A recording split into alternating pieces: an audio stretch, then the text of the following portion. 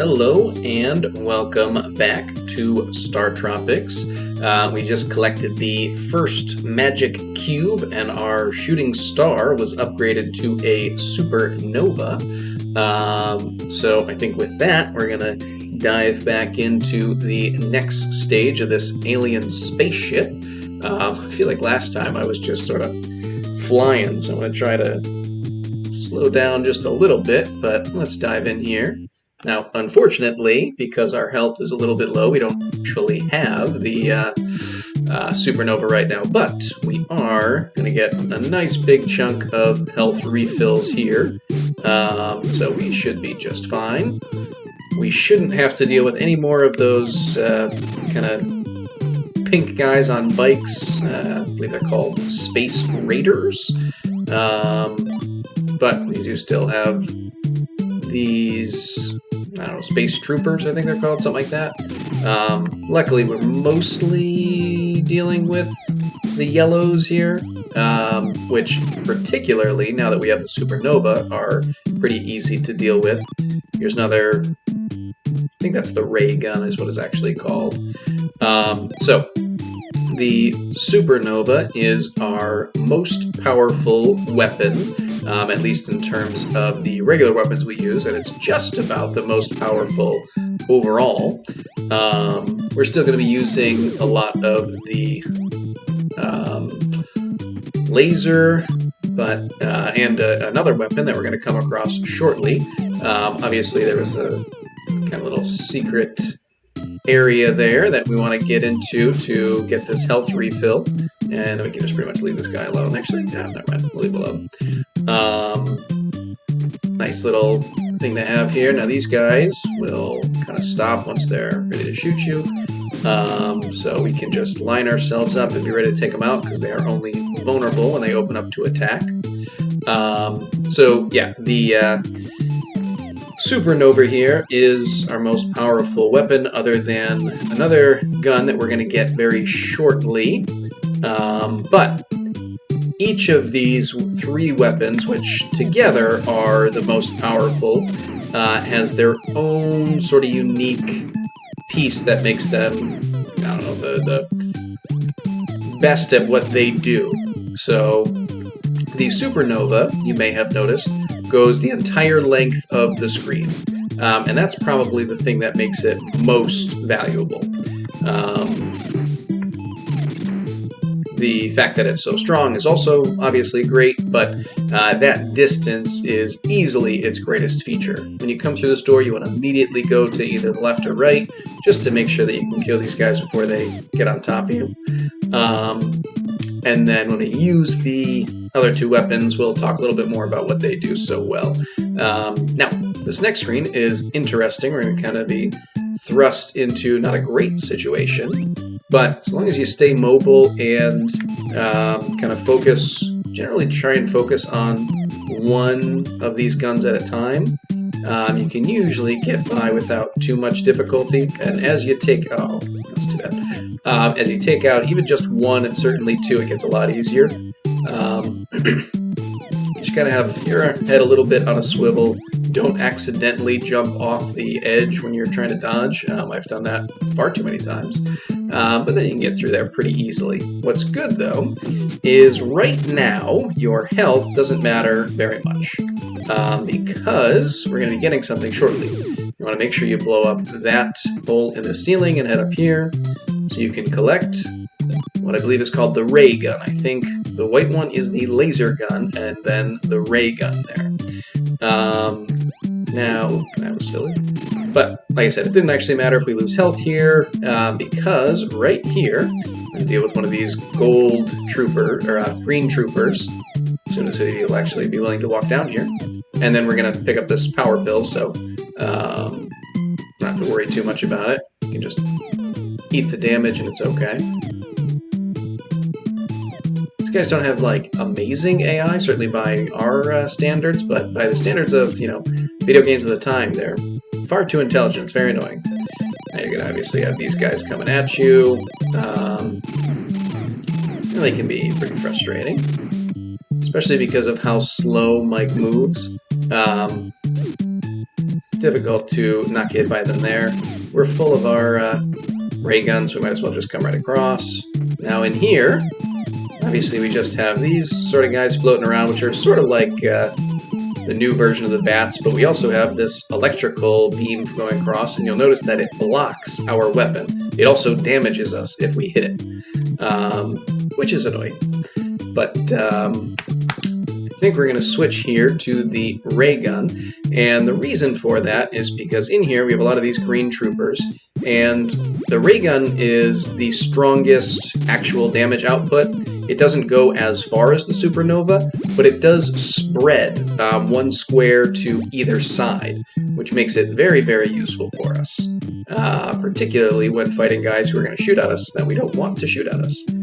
Now these beams are slightly random, but also slightly patterned, so you can plan them out a little bit, but usually I just go slow and let them go. This screen is pretty simple here. Again, you actually just, the biggest threat is accidentally jumping off the edge. We'll just try to make sure we don't take too much damage before heading off into this next room. Now, you can really use any of these three weapons for the next room, but I think I'm actually going to go with the laser because it is almost as strong as these other two weapons, but its biggest feature is the speed at which it can fire. Here we have what we call a gold jetpack jumper, similar to the silvers that we faced as basically our boss last time. But a lot easier because A, far more of a pattern, and obviously there's only one of them, but it's also not the actual boss, unlike in the last section. But the fact that the laser here fires so much faster makes it a lot more useful for this boss in particular, and many others. Ooh, that was almost very, very foolish. The gun that it fires doesn't cause all that much damage, but physical contact with the gold trooper, and I think the silvers as well, the silver gold jetpack trooper, is very high if there's physical contact. So you very much want to avoid that. There's nothing in that little false wall. It's just there to distract you, I guess. But yeah, they give you that's the second or third time they've done that. They give you the false celebratory music, make you think like you've actually gotten through, but you haven't. Didn't think he was going to hit me, but I was wrong. So we do want to break through that wall to get another refill on our ray gun here. Probably just going to use it to take out this trooper. Just make sure you're positioned somewhere where those blades aren't going to be pestering you when you're trying to get by. Alright, we'll refill our health, and then, yeah, we'll go with the supernova for getting across here. Now, here, there's going to be a bunch of these kind of red guys flying around. I would try to kill them as you're going, but I would not at any point, stop to do battle with them. Just kind of take it as it goes. If you can clear some out to give yourself a clear path, then awesome, but don't waste your time and energy trying to fight them. Now here, we have what are basically heated floors, obviously not in a pleasant way. Not horribly difficult to get by, but each time you get hit, it takes away half of your health. It's crazy the amount of damage it does. So you really want to try and get through here unscathed, because on the other side of this is the boss called Asteroid, as in an asteroid, but with an O. And it's a very weird boss. Let's dive in and fight it. So, which attacks will actually hit you are honestly a little bit confusing because visually it doesn't always line up. Usually if it's upright like that, it's only the little red attack that will hit you, and the green one won't. And what you have to do is hit that little button there in order to make the floor fall out. And then kind of keep hitting it to knock it back, and eventually it will fall off the edge. It seems oddly inconsistent when it does and does not fall and get pushed back. I've had times where I feel like I'm blasting it with either the supernova or the laser gun and it's just not moving, and other times like that where frankly it moved pretty easily, except at the end it took forever to fall off, and I don't know why. Once you get the pattern down and you know which attacks you do and don't have to dodge, fairly easy to deal with. But because it seems like a lot of those things should be hitting you and they're not, oftentimes can actually be quite difficult, and you'll die very rapidly, because if you are getting hit, it does a lot of damage very quickly. I made that, I think, look fairly easy, and usually I don't. I usually struggle a lot more with it, but we'll take a win, I guess.